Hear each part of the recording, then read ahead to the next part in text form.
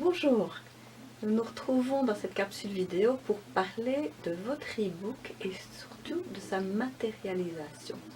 Qu'est-ce que j'entends par là? Bonjour, je suis Marie-Noëlle Damas, fondatrice des éditions La Belle Vie, formateur et coach dans la formation Libérer votre potentiel d'auteur en 90 jours, 90 jours pour les Français. La différence entre un livre numérique et un livre papier, c'est évidemment sa matérialisation. Quand vous allez dans une librairie, vous pouvez prendre le livre papier dans les mains, vous pouvez le toucher, le sous-peser, le sentir, toucher les pages, lire un extrait, regarder la quatrième de couverture, le toucher, l'odorat, les cinq sens finalement de nous en tant qu'êtres humains sont sollicités quand nous sommes dans la vraie vie. Ce n'est pas le cas d'Internet, qui pour moi est également la vraie vie, mais disons une vie parallèle. Sur Internet, il n'y a que la vue qui est sollicitée.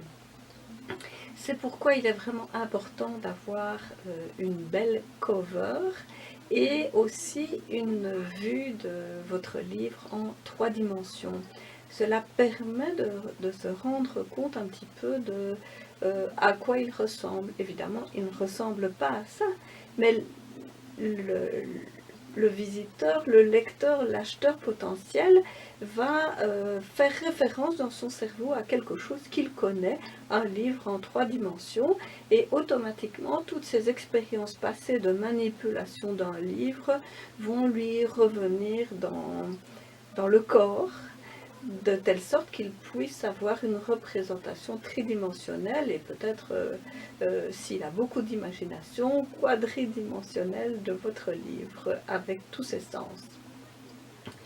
Mais vous vivez aussi dans la vraie vie et vous allez devoir faire le marketing de votre livre dans la vraie vie.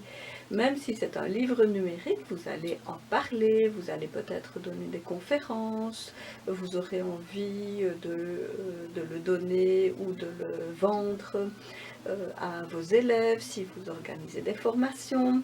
Donc il est important que les gens puissent avoir quelque chose en main par rapport à votre livre.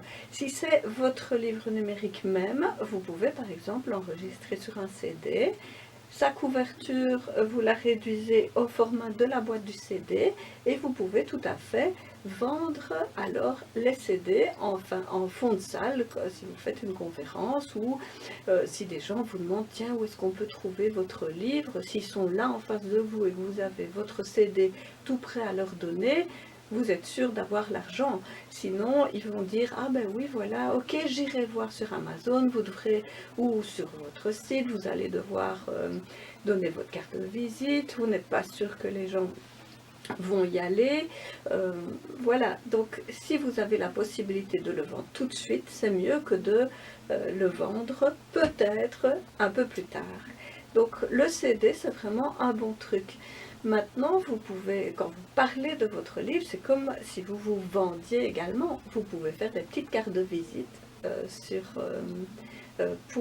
avec la représentation de votre livre sur cette carte de visite, la représentation en 3 dimensions ou uniquement la couverture pour que ce soit bien lisible. Et alors vous allez ajouter le lien et éventuellement le QR code. Vous savez, le QR code, c'est ces petits carrés qu'on scanne avec son smartphone et qui conduit alors directement sur la page de vente de votre livre. Il suffira alors à la personne de cliquer sur le bouton je commande et le livre sera directement sur son téléphone ou sur son ordinateur.